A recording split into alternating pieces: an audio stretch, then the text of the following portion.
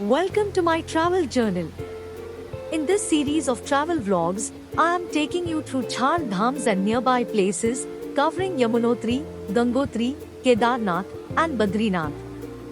In this video, we are exploring Yamunotri Dham. Yamunotri lies in the beautiful Garhwal mountain ranges. It has lush green meadows and waterfalls flowing down the hillsides. Mata Yamuna is said to be the goddess of perseverance, and Hindus believe that a holy dip in this river secures a painless death to the devotee.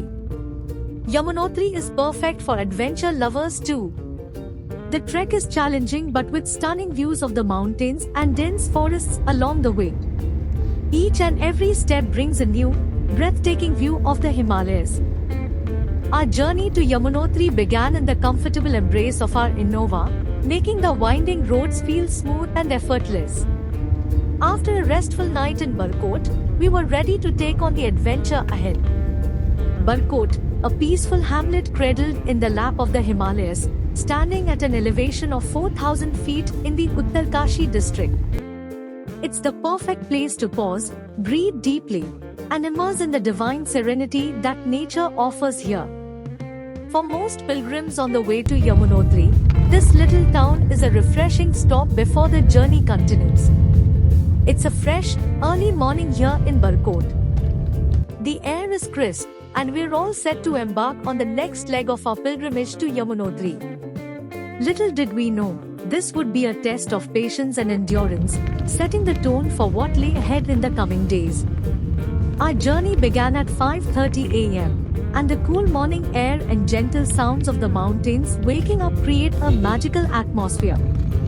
As we ascend, the views became more spectacular with each turn, towering mountains, lush valleys, and endless horizons. These roads are no ordinary route, they're rugged, narrow, and unpredictable, especially after the rains. It's a reminder of the power and beauty of the mountains, a place where every traveler must adapt to the landscape, not the other way around.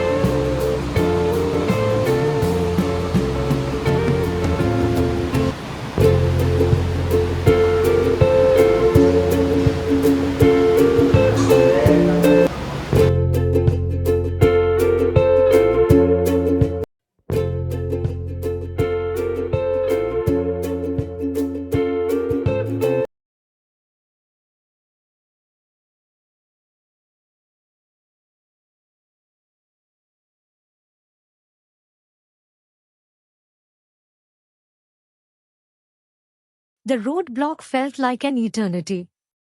A group started dancing along to bhajans, turning the wait into an impromptu celebration. It was fun watching them enjoy the moment. It definitely brought some light-hearted energy to the group.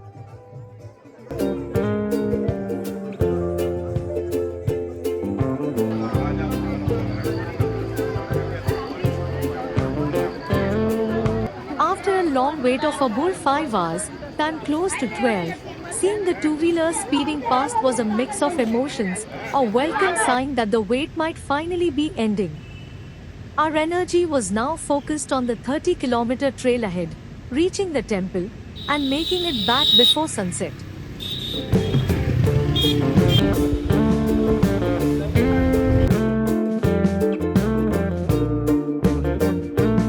The road was in rough shape, with huge rocks that had rolled down and come to rest right in the middle of the path. It was pretty scary, seeing those big boulders blocking our way. In some spots, the edges of the road were broken off. It's hard to even imagine driving through this path at night without street lights. One has to really appreciate the skill of the drivers who regularly guide pilgrims through these tricky routes. Our driver reminded us that we'd have to take the same route on our return, adding to the urgency. As we saw the growing crowd, our main concern became whether we'd even find a horse or palki in time. We looked ahead to the 30 kilometers left, picturing the sacred waters of Yamunotri and the peace that awaited us. Just imagining reaching Yamunotri filled me with relief, making the challenges of this journey feel worth it. Energized, our focus was on the final stretch, eager to experience the serenity waiting for us.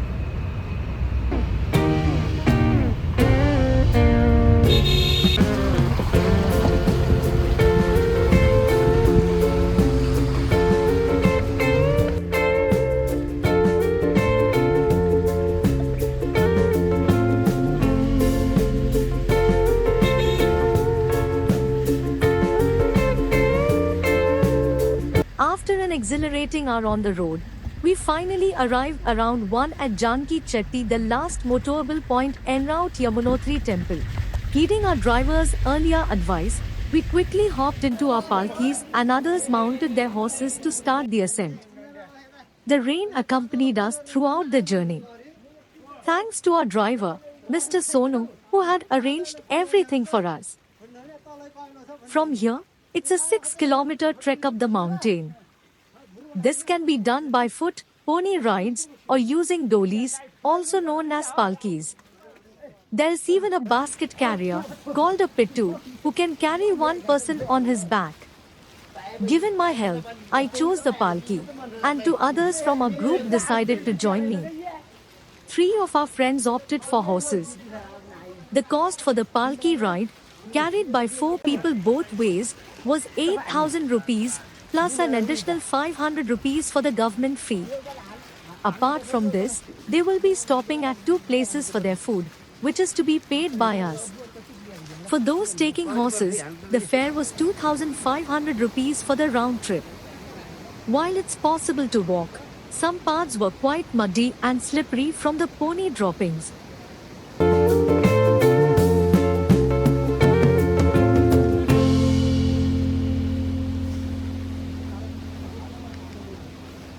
A lot of people chose to trek on foot. For me, the palki experience was something else.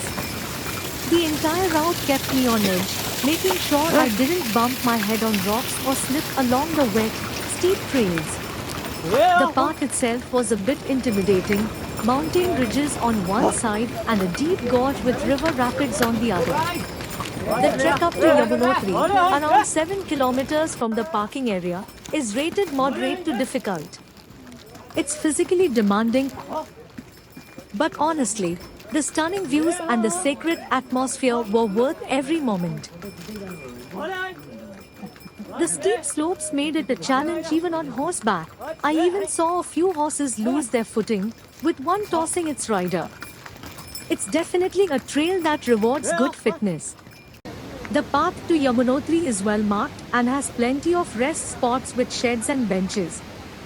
For the first 2-3 kilometers, I enjoyed the scenic views as the trail followed the Yamuna River.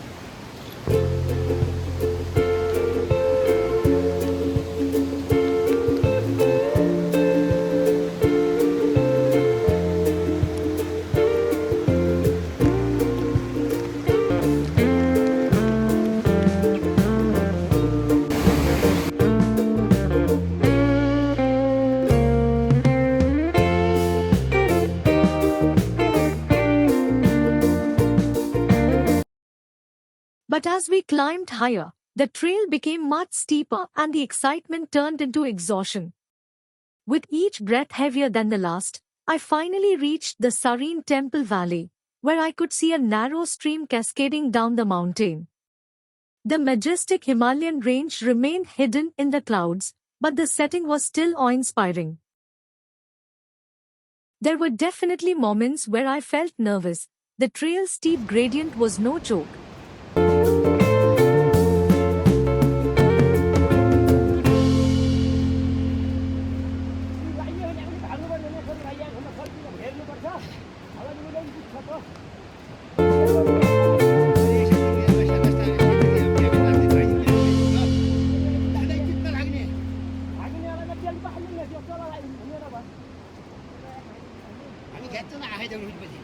The ancient history of the Yamunotri temple is rich with mythology and legends. According to these stories, The Yamuna River is said to be the daughter of the sun god and the twin sister of Lord Yama, the god of death. It's believed that Yamuna once made a promise to her brother Yama that anyone who bathes in her waters would have their sins washed away and be safeguarded from an untimely death. Because of this legend, Hindus view goddess Yamuna as compassionate, and they believe that a dip in her waters ensures that devotees are spared from the suffering of Yamaloka, the realm of Lord Yama. Goddess Yamuna is honored as a symbol of purity, and it is believed that her waters cleanse the souls of those who bathe in them. The temple itself is surrounded by natural hot springs, where pilgrims traditionally take a dip before entering the shrine. Another legend tells of Yamunotri being the hermitage of the ancient sage Asit Muni. In his earlier years, he would bathe in both the Yamuna and the Ganga rivers. But as he grew older, traveling to Gangotri became difficult. Understanding his devotion, a stream of the Ganga is said to have miraculously flowed beside the Yamuna, allowing him to continue his ritual bathing in both sacred rivers.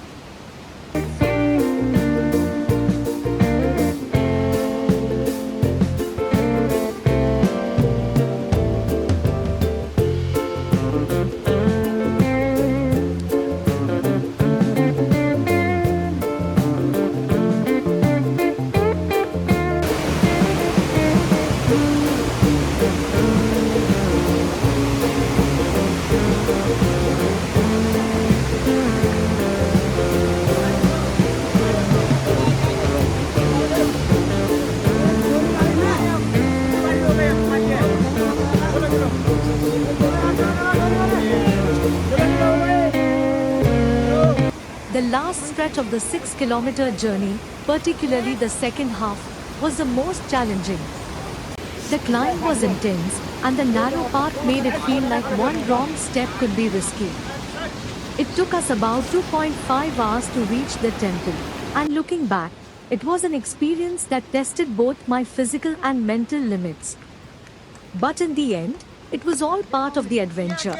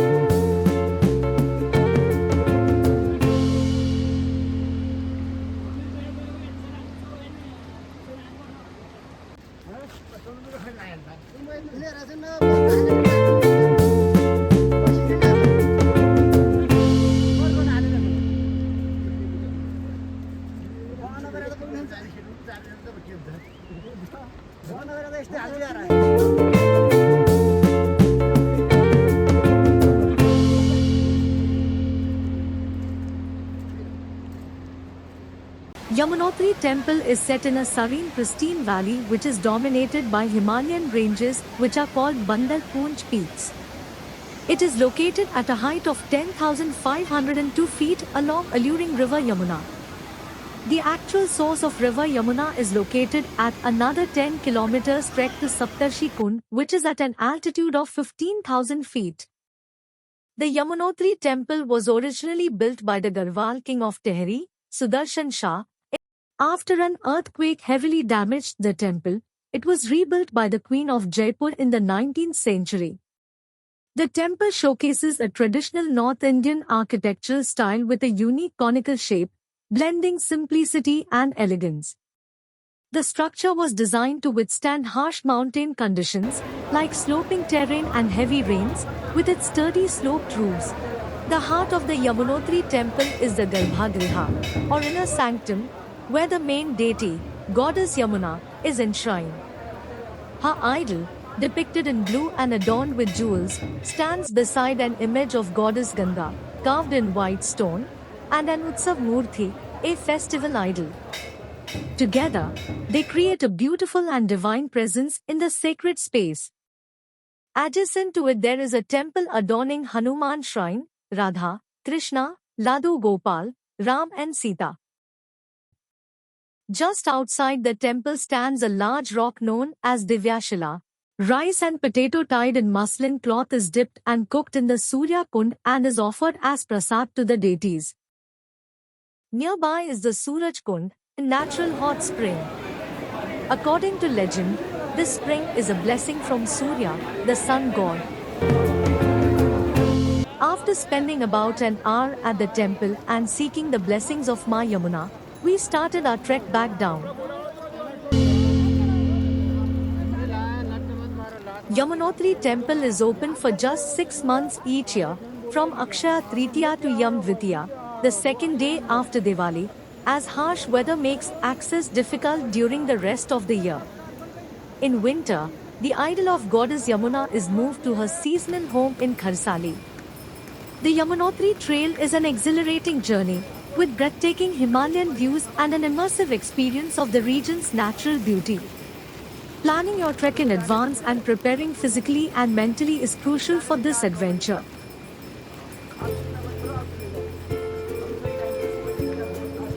The journey back from Yamunotri to Barkot was tough and a bit scary. The road was steep, with sharp turns right next to the cliffs, and a deep drop on the other side. It was dark with no street lights. In some places, it was so narrow that it felt like there was barely room for one vehicle. As we drove down, we saw loose rocks along the path, and the rain made it even more risky. The river rode far below us, reminding us how high up we were, and thick mist sometimes made it hard to see. Each turn was tense, but slowly, we made our way down towards Barkot, feeling relieved with every mile closer to safety. What a day it was! Looking back, we started at 5 a.m. for a journey of just 60 kilometers, but with all the adventures, landslides, roadblocks, and rain, we are finally returning at 9:30 p.m. Thanks to Ma Yamuna for guiding us through it all and blessing us with an unforgettable experience. All the hardships just faded away in the end.